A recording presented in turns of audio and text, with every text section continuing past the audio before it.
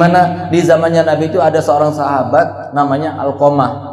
Alqamah itu sahabat tidak pernah Nabi SAW bikin majelis kecuali Alqamah di depan. Nabi sholat jamaah, Alqamah di depan. Nabi berjihad, Alqamah di depan.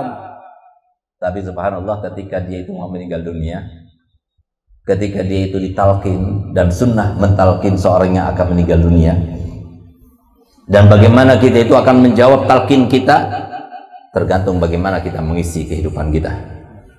Kalau dengarnya sih gampang, kalau mengingatnya sih mudah, kalau menggambarkannya sih ya mudah saja, tapi pelaksananya tidak mudah.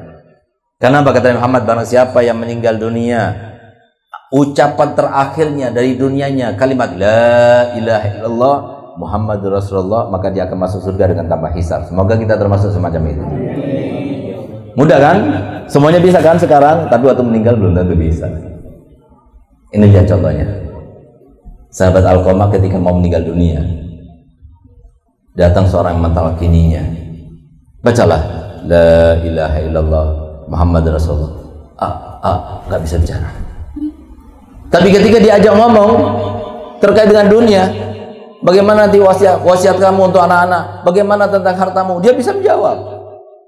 Tapi ketika dikembalikan lagi kepada peringatan untuk supaya dia itu mentalkinnya atau membaca talqin la ilaha illallah Muhammad Rasulullah, gak bisa bicara. Disampaikan pada Nabi Muhammad, ya Rasulullah, saudara kami Alqamah dalam keadaan sakaratul maut.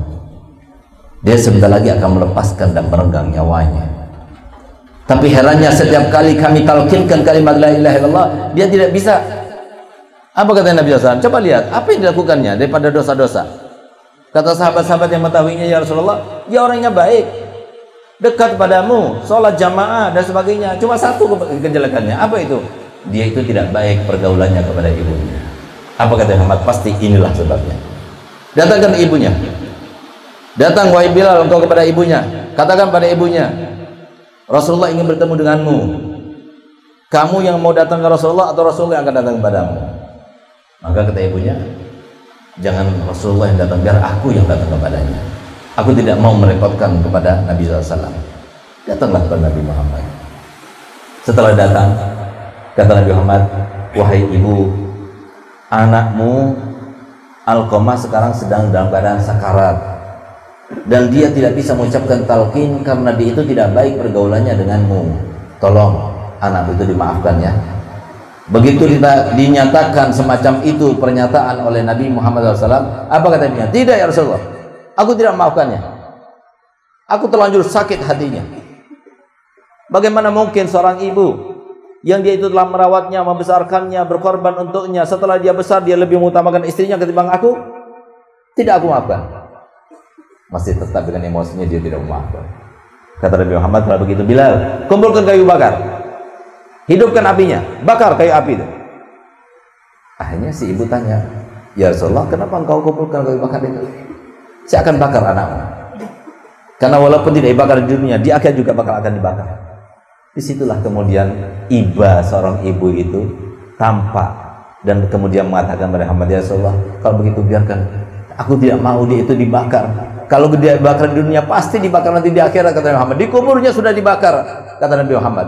Kalau begitu biar saya ampunkan, saya akan tahan rasa sakitku itu dan saya akan maafkan dia.